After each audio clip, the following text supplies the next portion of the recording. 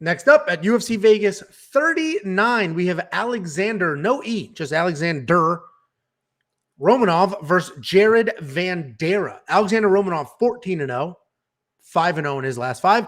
Jared Vanderaa 12-5 overall, 3-2 in his last 5. This is an interesting matchup, just a battle of two giant heavyweights. Romanov's last fight was against Juan Espino. We all picked Juan Espino.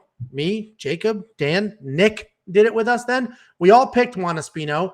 And the comment section was wild because a lot of people, like, we were slaughtered and praised for that. And just the people came out of the woodwork supporting Juan Espino. And if you watch that fight, Juan made a couple of bad decisions, but he was winning that fight.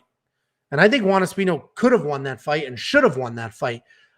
That fight, and this is building up to the breakdown of Alexander's skills, that fight removed a lot of the mystique of Alexander Romanov for me. Because like I said, if Juan Espino made one or two different decisions, didn't he pull guard at one point or jump on a guillotine or something stupid? You take that out of the mix, it's a way different fight, and Juan Espino can win it. Alexander Romanov, a fantastic high caliber wrestler. He's a massive human being with incredible speed and power for his size. He uses it to take you down and just pound the crap out of you.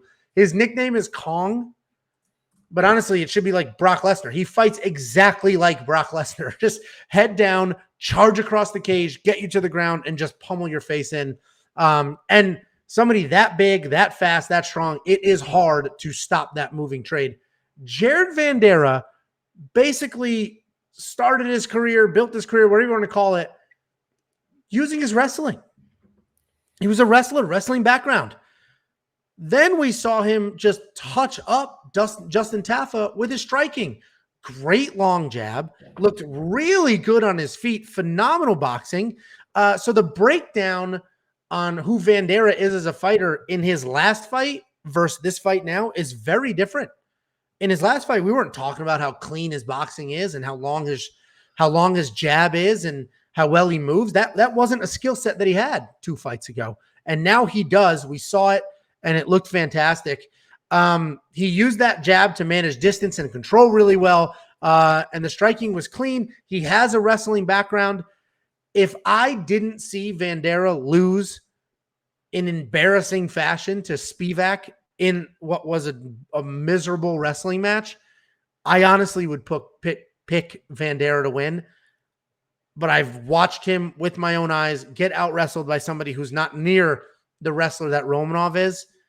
So, I got to go with Alexander Romanov as the pick. I imagine he's going to lose the same way he lost to Spivak.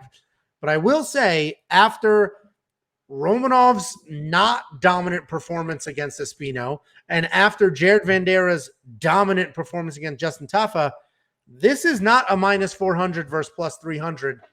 But we've seen Jared get taken down and controlled, so that'll probably happen here. What do you think, Jakey?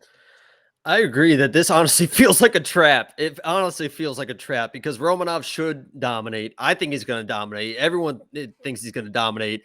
But I agree. For some reason, this feels like an absolute trap at minus 400. So that's kind of my pick. I would pick Romanov. I would put him in my DraftKings lineup. I wouldn't touch the minus 400. But it feels like a trap. It feels like a trap. It does. And honestly, I almost wish I didn't see the Spivak fight because that was embarrassing. We picked Jared to win that fight. He got tooled, and it was embarrassing. Like very, very embarrassing the way he lost that fight. And then he looked amazing against Tafa, just a completely different person.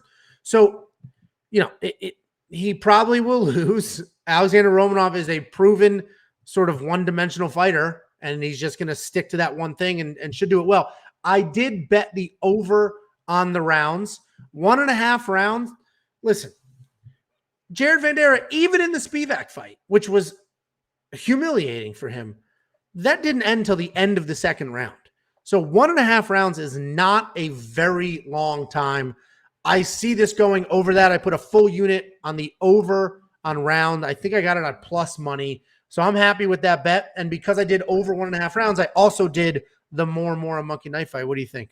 I love that 1.5. I'm going to go on it and play that as well. I think I completely agree that even if Romanov kind of dominates, maybe takes him down, I think Jared's tough enough to withstand that. And the only thing that would scare me is Romanov's the dude that had like the full mount with a double hammer fist strikes, which is the most terrifying thing I've ever seen. So that would worry me, but I'll probably play that 1.5 with you. And I like the more as well. Yeah, I mean, it's plus money. So the odds makers do not think this is going to go past 1.5 rounds, but you guys know I love my 1.5 round lines, and I like hitting the over. So obviously heavyweights are always risky, but you know, if there's a stoppage here, it's a TKO on top. And Jared's tough. He showed that long, that long jab, and might be able to keep him at bay. I do think Romanov's a solid play at $9,200 because takedowns are worth 5 points. He will eventually get some takedowns and should score well. I do think that there could be an upset here, but this is literally one of those things that it could almost hurt Romanov if he finishes it with the first takedown, right?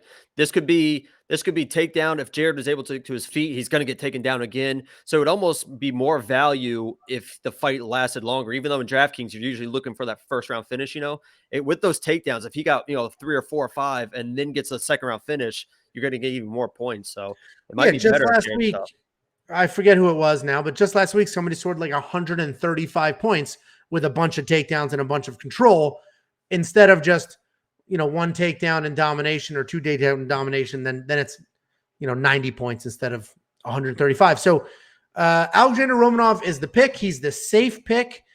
I bet the over on rounds and the more monkey knife fight.